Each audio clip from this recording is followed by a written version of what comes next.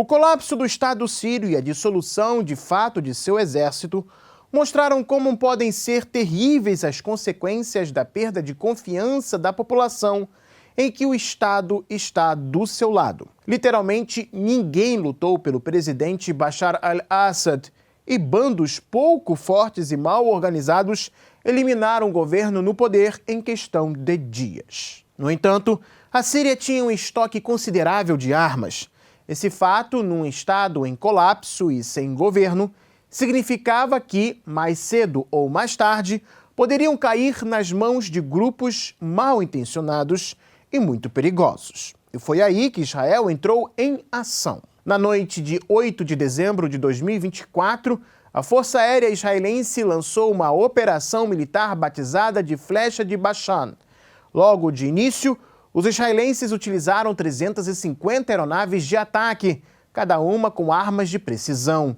Realizando missões consecutivas, a Força Aérea Israelense destruiu completamente quase todas as unidades significativas de equipamento militar sírio, depósitos de munições, navios de guerra, aviões, literalmente de tudo. Ao mesmo tempo, suas forças terrestres atravessaram as colinas de Golã, adentrando o território sírio, alegando a necessidade de fazer uma zona tampão para melhor proteger seu território de possíveis ataques, já não mais de grupos aliados do Irã, mas de outras formações inimigas a partir da Síria. אנחנו כאן כמעט שבוע.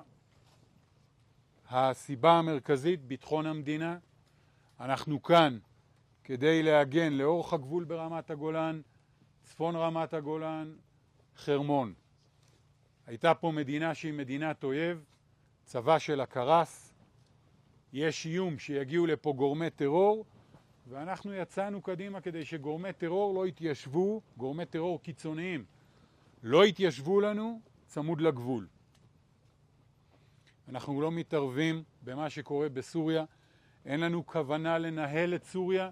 As ações de Tel Aviv geraram desconfianças de que o Estado judeu pretende anexar mais território sírio ao seu, como já fez com as colinas de Golã.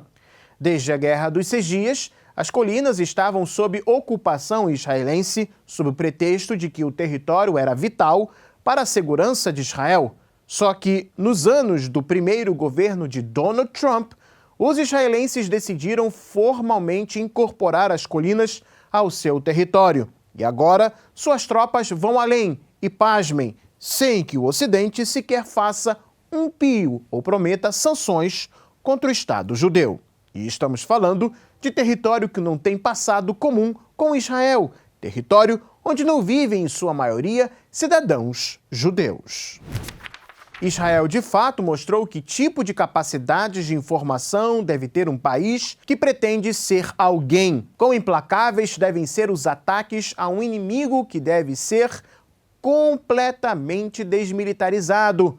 Quão pronta e rápida deve ser a gestão das forças numa ofensiva aérea. E pode-se dizer, até o momento, que Israel foi bem sucedido. Os estoques de armas e equipamento militar do exército árabe sírio foram em grande parte destruídos. Apenas alguns tanques, armas e veículos blindados antigos sobreviveram em pequeno número. Do ponto de vista militar, trata-se de um duro golpe para as facções que tomaram poder na Síria. No futuro, o novo governo sírio poderia ter construído, pelo menos, uma força aérea e uma defesa antiaérea utilizando algumas reservas de armas pesadas e equipamento de combate para futuras unidades militares. O líder da oposição armada síria, que derrubou o governo Assad, Abu Muhammad al-Jolani, se posicionou contra as ações de Israel, afirmando que não permitirá que o território sírio seja usado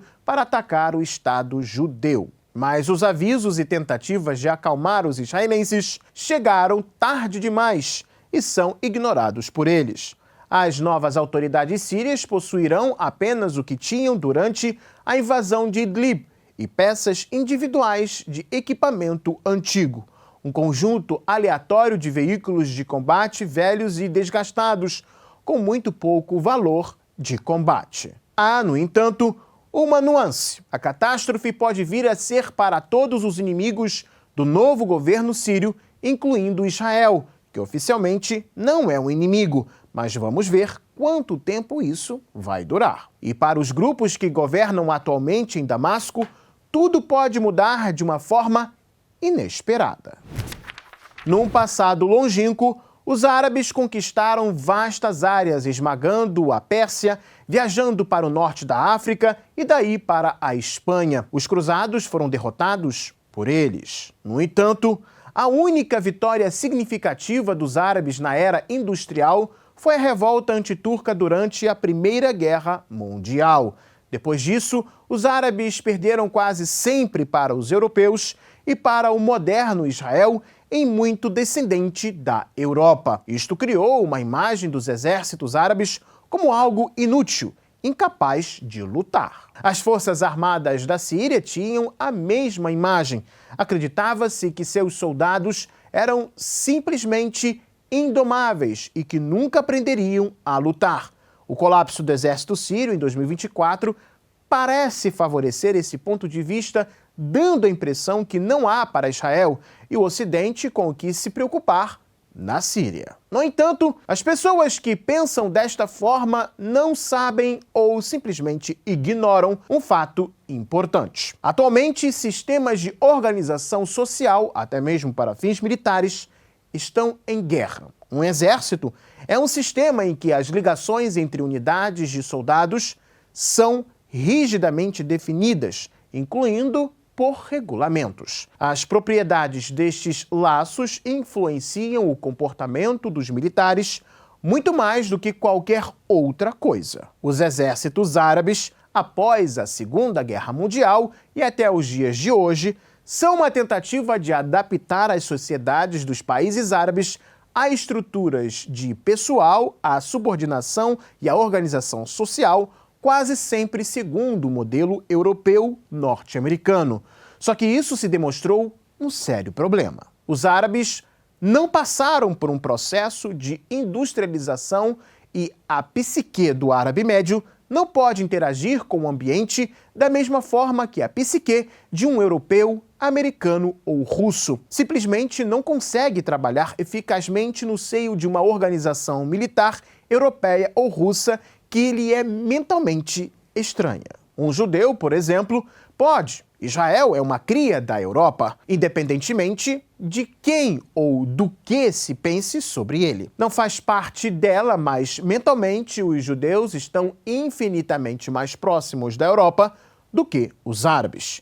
E vivem muito bem nestas companhias e batalhões. Estão lá no seu habitat natural e funcionam eficazmente dentro desta estrutura. Já a organização de modelo europeu norte-americano das Forças Armadas da Síria gerou sérios problemas que minaram por dentro sua eficiência. Problema semelhante já viveram exércitos de outros países árabes. Este modelo visava colocar cidadãos bastante distintos em etnia e religião dentro do mesmo exército para seguir cegamente a ordem hierárquica. Só que para um sunita sírio pode ser extremamente desagradável ouvir ordens de um general cristão. Aliás, durante muitas décadas, vários grupos sunitas sírios achavam inadmissível que a família Assad, de origem alauíta, estivesse no comando do país. Por anos, houve casos inimagináveis de discriminação entre os soldados sírios, quando um recruta cristão era, por exemplo, enviado para servir em uma cidade majoritariamente sunita. Ele podia sofrer eternos trotes e bullying. A verdade é que, para muitos cidadãos, nas Forças Armadas dos países árabes, só é possível aceitar ordens de superiores que tenham visão religiosa parecida com a sua, ou sejam de etnia igual ou semelhante. Até mesmo sunitas podem brigar entre si. É o caso das contendas entre diferentes tribos árabes dentro da Síria. Mas e se os árabes conseguissem construir um sistema militar que se adaptasse à sua estrutura social e ainda tribal em algumas áreas, a sua mentalidade e a sua psique? No mundo atual, essa tentativa foi feita pelo comando militar do grupo terrorista Daesh, e o resultado foi de surpreender. A estrutura destes grupos terroristas era puramente árabe, ou seja, cavalaria nômade, por vezes também tribal, em caminhonetes e motocicletas. E esta cavalaria lutava de forma bastante diferente. Para neutralizar, a Rússia, o Irã e a Síria tiveram de travar uma guerra sangrenta durante muitos anos, e os Estados Unidos basicamente compraram o que restou do Daesh, matando apenas os mais intransigentes. E estes eram apenas bandos em caminhonetes. Além de serem organizados de forma tribal, os combatentes do Daesh tinham algo extremamente precioso na arte da guerra árabe: a fé em sua ideologia. Para os árabes, lutar por aquilo em que eles creem é muito mais fácil do que lutar por generais que não respeitam e presidentes que também não amam. E se princípios semelhantes de formação de tropas forem implementados de forma rigorosa e intransigente, não por um bando de fanáticos unidos a um grupo de generais revanchistas, mas pelo menos por um pequeno Estado, uma nova Síria, por exemplo, tudo poderá mudar. Nessa altura, vamos ver que a flecha de Bashan não garantiu a segurança de Israel, mas apenas enfureceu os árabes. O arsenal militar destruído é um duro golpe para aqueles que gostariam de tentar construir um exército de estilo europeu num país árabe, mesmo num país que tenha regredido no seu desenvolvimento, com regimentos e divisões, subordinação rígida e todo o resto. Mas para aqueles que querem construir tropas exatamente árabes, tendo em conta a estrutura das sociedades árabes, a mentalidade, os valores e a moral deles, isso não significa nada. Os árabes só podem lutar eficazmente quando lutam à sua maneira. E aí que surge a pergunta: será que a arte militar árabe vai renascer? No geral, as forças de um exército são capazes de afetar o inimigo com fogo e manobra. Todo o resto deriva do fogo e da manobra. Mas o equilíbrio entre o fogo e a manobra varia de cultura para cultura. Por exemplo, a Rússia sempre se baseou no golpe, uma combinação de fogo e manobra. Os norte-americanos são o exemplo da habilidade do fogo devastador. Na batalha decisiva sobre quem seria o primeiro a entrar em Bagdá em 2003, os tanques iraquianos ou uma brigada de infantaria norte-americana, os norte-americanos destruíram uma brigada de tanques inteira com a força de uma companhia. O seu fogo era preciso e a longa distância. Se a prioridade dos Estados Unidos é o fogo, a abordagem tradicional árabe é a manobra. Aliás, historicamente, eles são mestres nisso. No calor da Guerra Civil Síria, quando os rebeldes tomaram Palmira pela segunda vez, eles conseguiram trazer facilmente suas unidades para a batalha a partir da marcha,